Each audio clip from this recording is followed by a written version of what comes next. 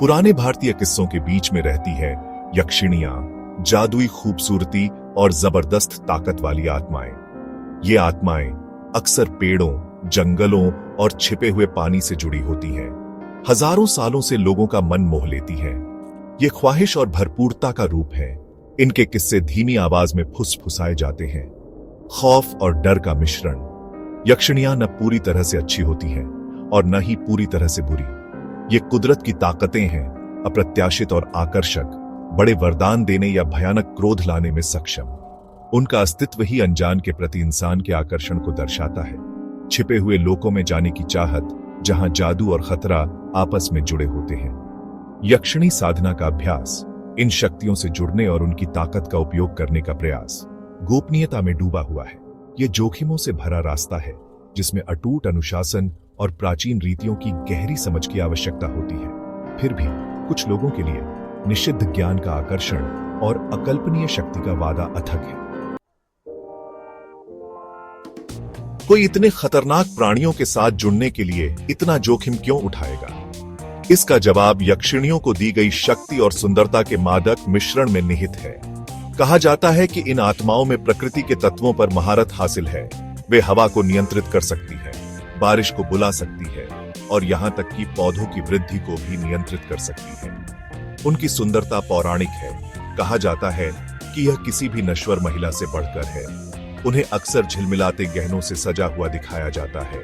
उनके शरीर रेशमी कपड़ों में लिपटे होते हैं। उनकी हरकत एक अलौकिक कृपा से ओतप्रोत होती है। जो लोग यक्षिणियों का सामना करते हैं, वे शहद जैसी फुसफुसाहट वाली आवाजों और ऐसी आंखों के बारे में बात करते हैं जिनमें ब्रह्मांड के रहस्य छिपे हुए प्रतीत होते हैं। यक्षिणियों को दी गई शक्तियां प्रकृति के दायरे से आगे बढ़ती हैं। माना जाता है कि उनके पास प्राचीन जादू का ज्ञान है, जो इच्छाएं पूरी कर सकते हैं, धन प्रदान कर सकते हैं और यहां तक कि मानव नियति के पाठ्यक्रम को भी प्रभावित कर सकते हैं।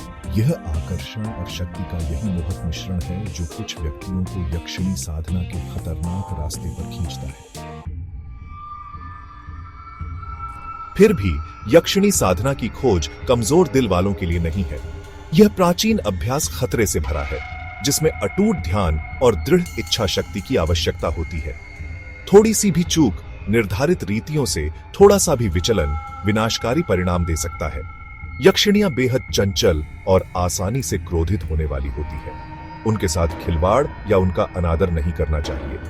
जो लोग लालच या वासना से प्रेरित होकर अशुद्ध इरादों से उनके पास जाते हैं, उनका सामना तुरंत और भयानक प्रतिशोध से होता है। इसके परिणाम दुर्भाग्य और बीमारी से लेकर पागलपन और यहां तक कि मृत्यु तक हो सकते हैं। यहां तक कि जो लोग शुद्ध हृदय से यक्षिणियों के पास जाते हैं, उन्हें भी सावधानी से चलना चाहिए।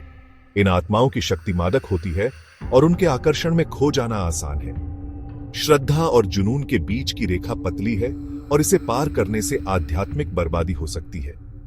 यक्षिणी साधना एक ऐसा रास्ता है जिसमें अत्यंत सम्मान, सावधानी और काम पर आने वाली शक्तियों की गहरी समझ की आवश्यकता होती है।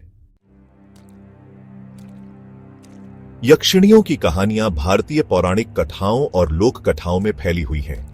वे महाभारत और रामायण जैसे प्राचीन ग्रंथों में कभी प्रलोभिका के रूप में तो कभी रक्षक के रूप में दिखाई देती हैं।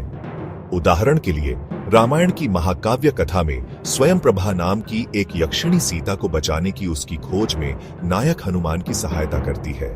मिथक के दायरे से परे यक्षिणियों को कला और वास्तुकला में भी जगह मिलती है। उनकी छवियां प्राचीन मंदिरों और मूर्तियों को सुशोभित करती हैं, जो मानव कल्पना पर उनकी स्थायी पकड़ का प्रमाण है। यक्षिणियों के प्रति स्थायी आकर्षण अज्ञात के साथ संबंध के लिए एक गहरी मानवीय लालसा को दर्शाता है। वे छिपे हुए ज्ञान के आकर्षण, सुंदरता और शक्ति के मादक मिश्रण और इस निरंतर अनुस्मारक का प्रतिनिधित्व करती हैं कि कुछ ताकतों को अछूता छोड़ देना ही बेहतर होता है। यक्षिणियों की कहानियां सावधानी बरतने वाली कहानियों के रूप में काम करती हैं, जो हमें याद दिलाती हैं कि बिना समझे शक्ति का पीछा करने से खतरनाक परिणाम हो सकते हैं।